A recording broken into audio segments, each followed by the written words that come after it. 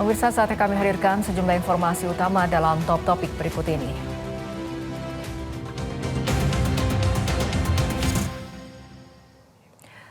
Top topik pertama, pemirsa, jelang fase puncak ibadah haji, Amirul Hajj yang dipimpin Menteri Haji dan Umroh Muhammad Irfan Yusuf meninjau kesiapan tenda jemaah di Arafah.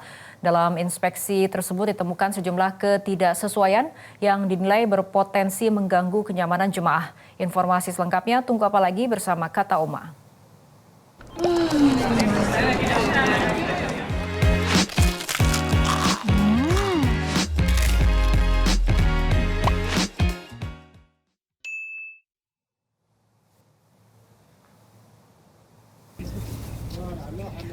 Saat meninjau tenda jemaah di Arafah, Amirul Hajj menemukan perbedaan antara data kapasitas yang tercantum dengan jumlah tempat tidur yang tersedia di dalam tenda. Pada salah satu tenda, kapasitas yang tertulis mencapai 360 orang, namun saat dihitung secara manual, jumlah bed yang ditemukan hanya 320 unit. Menyikapi temuan itu, Menteri Haji dan Umroh meminta tim di lapangan melakukan pengawasan secara ketat dan penghitungan manual untuk memastikan jumlah bed sesuai dengan jumlah jemaah. Menhaj juga meminta kepada pihak syarikah penyedia layanan untuk menambah kapasitas sesuai jumlah jemaah haji Indonesia. Angka yang tertulis di jendela itu adalah 360 kasur. Kita hitung ulang ternyata 332. Saya minta syarikah untuk mencari tenda tambahan untuk yang 32. Itu berapa tenda lagi yang seperti ini? Tidak hanya kapasitas yang kurang, pemerintah juga menemukan dugaan pengkaflingan tenda oleh kelompok bimbingan haji. Wakil Menteri Haji dan Umroh Daniel Anzar Simanjuntak menegur praktik pengkaflingan sepihak tenda oleh kelompok bimbingan ibadah haji dan umroh atau KBIHU. Jadi nanti berantakan nih. Gara-gara mereka memang kecil ini punya kami, itu punya kami. Saat meninjau kesiapan tenda di Arafah, Wakil Menteri Haji dan Umroh Daniel Anzar Simanjuntak menemukan sejumlah tenda yang telah diberi penanda khusus oleh KBIHU. Penanda tersebut berupa nama kloter, identitas KBIHU, hingga logo syarikah yang ditempel pada pintu masuk tenda. Mengetahui hal ini, Dani langsung mencopot dan merobek penanda tersebut. Ia juga menegur pihak syarikah agar tidak membiarkan praktik penandaan atau pengkaflingan tenda dilakukan secara sepihak. Pemerintah menilai tindakan tersebut dapat menimbulkan ketidaktertiban dalam penempatan jemaah. Selain berpotensi mengganggu skema yang sudah disusun, praktik ini juga dinilai dapat merugikan jemaah lain. Pemerintah menegaskan penempatan jemaah di tenda Arafah dan Mina merupakan kewenangan resmi petugas penyelenggara ibadah haji atau PPIH Arab Saudi.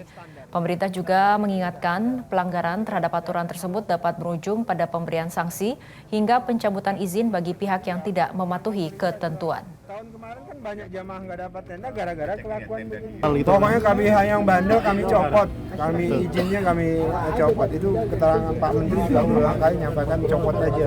Yang nggak tertib, tidak turut aturan itu kami cabut izinnya.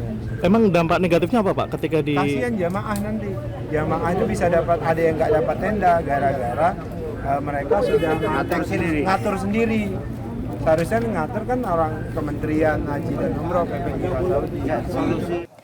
Sebanyak 221.000 total jemaah haji Indonesia telah berada di Tanah Suci Arab Saudi. Ketua Komisi 8 DPR Marwan Dasopang sekaligus anggota tim pengawas haji DPR 2026 menilai pelaksanaan ibadah haji tahun ini berjalan lancar meski terdapat sejumlah catatan. Gelombang terakhir pemberangkatan jemaah haji asal Indonesia berlangsung pada Kamis 21 Mei 2026. Tercatat ada total 221.000 jemaah haji Indonesia pada tahun 2026 ini, baik lewat pemberangkatan reguler maupun khusus. Kini mereka telah berada di Arab Saudi.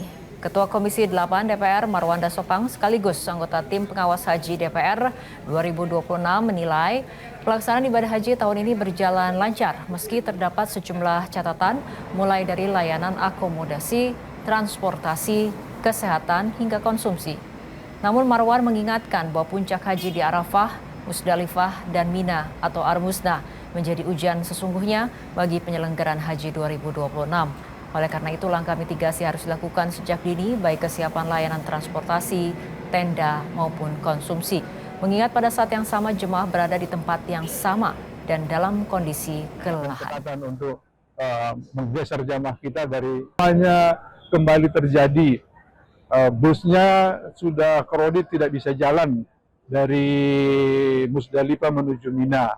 Bagaimana caranya? Ini yang mau kita rumuskan. Kemudian pelaksanaan ibadah melontar jumroh itu pun menjadi sering problem.